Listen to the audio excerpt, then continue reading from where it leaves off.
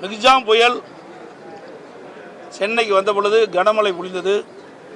அதோடு சென்னை சுற்றியுள்ள சில மாவட்டங்களில் கனமழை பொழிந்து மக்களுக்கு உடைமைகள் சேதமடைந்தன. இந்த கனமழையால் மக்களுக்கு நிறைய சேதங்கள் ஏற்பட்டது.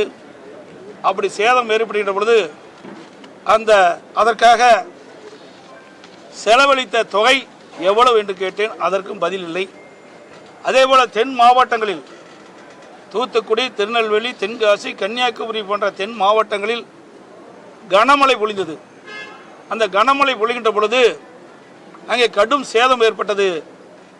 அந்த சேதத்திற்கு எவ்வளவு செலவு அரசின் மூலமாக செலவழித்தீர்கள் என்ற விவரத்தை கேட்டேன். அதுவும் அவர் பதிலிலே தெரிவிக்கப்படவில்லை.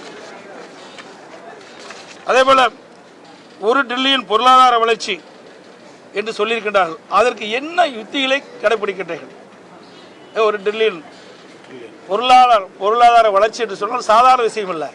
அதற்கு இந்த அரசு என்னென்ன யுக்திகளை கடைபிடிக்கின்றது என்ற விவரத்தை சட்டமன்றத்திலே பதில் உரையிலே தெரிவிக்க வேண்டும். அதுவும் தெரிவிக்கவில்லை. அதேபோல் அவருடைய தேர்தல் அறிக்கையில் குறிப்பிட்டிருக்கிறார்கள் 11.7 லட்சம் ஹெக்டேர் தரிசு நிலங்களை சாகுபடிக்கு கொண்டு வரப்படும் என்று தேர்தல் அறிக்கையிலே குறிப்பிட்டிருக்கிறார். இதுவரை எத்தனை லட்சம் ஹெக்டேர் தரிசு நிலங்களை இன்றைக்கு சாகுபடிக்கு கொண்டு வரப்பட்ட என்ற விவரத்தை நீங்கள் பதிலில் தெரிவிக்க, அதுவும் தெரிவிக்கப்படவில்லை.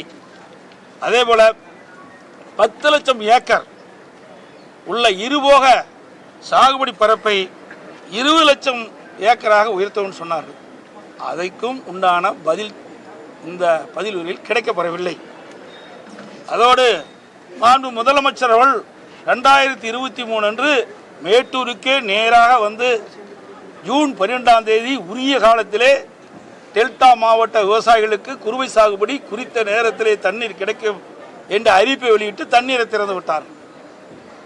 ஆனால் நமக்கு ஒவ்வொரு மாதமும் கர்நாடக அரசு காவிரியை தண்ணீர் திறந்துவிடும். அதை கேட்டு பெறவில்லை. அதனால் தண்ணீரை ஜூன் மாதம் 2023 ஜூன் மாதம் மேட்டூரிலிருந்து தண்ணீர் திறக்கப்பட்டு விட்டது. டெல்டா மாவட்ட விவசாயிகள் குறுவை சாகுபடிக்காக அவர்களும் முதலமைச்சர் திறந்து விட்டுவிட்டார் என்று சொல்லி அவர்களும் குறுவை சாகுபடி செய்து விட்டார்கள். ஆனால் முழுமையான தண்ணீர் கிடைக்காத காரணத்தினால் கிட்டத்தட்ட 5.2 லட்சம் ஏக்கர் குறுவை சாகுபடி செய்யப்பட்டதில் 3.5 ஹெக்டேர் அந்த பயிரிட்ட பயிர்கள் தண்ணீர் இல்லாமல் கருகி சேதமடைந்து விட்டன. அனைத்து இந்திய அண்ணா திராவிட முன்னேற்ற கழக அரசு இருக்கின்ற பொழுது ஒவ்வொரு ஆண்டும் குறுவை சாகுபடிக்கு பயிர் காப்பீட்டு திட்டத்தில் விவசாயிகள் சேர்த்துக் கொள்வோம்.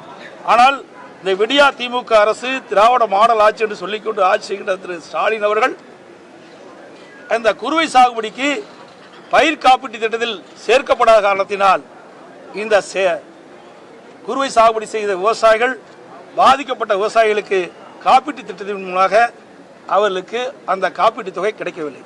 அதை இந்த அரசு செய்த காரணத்தினால் விவசாயிகள் பாதிக்கப்பட்ட விவசாயிகளுக்கு அந்த பயிர் காப்பீட்டு திட்டத்தில் நிவாரணம் கிடைக்கவில்லை. ஒரு ஹெக்டருக்கு 84,000 ரூபாய் பயிர் காப்பீட்டு திட்டத்தில் செய்யப்பட்டிருந்தால் கிடைத்திருக்கும். அதை இந்த அரசு வழங்க வேண்டும் என்று நான் தெரிவித்தேன். அதற்கும் பதிலில்லை. அது மட்டுமில்லாமல் அதுக்கு பிறகு மழையை நம்பி நிலத்தடி நீரை நம்பி சம்பா தாளடி போன்ற பயிர்களை விவசாயிகள் பயிரிட்டார்கள். அதற்கும் உரிய நேரத்தில் தண்ணீர் திறக்கவில்லை. காலம் தாழ்த்தி தண்ணீர் 10 நாட்கள் திறந்தனால் அந்த பயிர்களும் வாடிக்கொண்டிருக்கின்றன. பல பயிர்கள் சம்பா தாளடி பயிர்கள் இன்றைக்கு கருகிவிட்டன. அதையெல்லாம் வேளாண் துறை அதிகாரிகளும் வருவாய்த்துறை அதிகாரிகளும் முழுமையாக கணக்கிட்டு ஒரு ஹெக்டருக்கு 1 ஏக்கருக்கு 35,000 ரூபாய் இழப்பீட்டுத் தொகை வழங்க வேண்டும் என்று நான் என்னுடைய ஆளுநர் உரையிலே நான் தெரிவித்தேன். அதற்கும் பதில் அளிக்கவில்லை.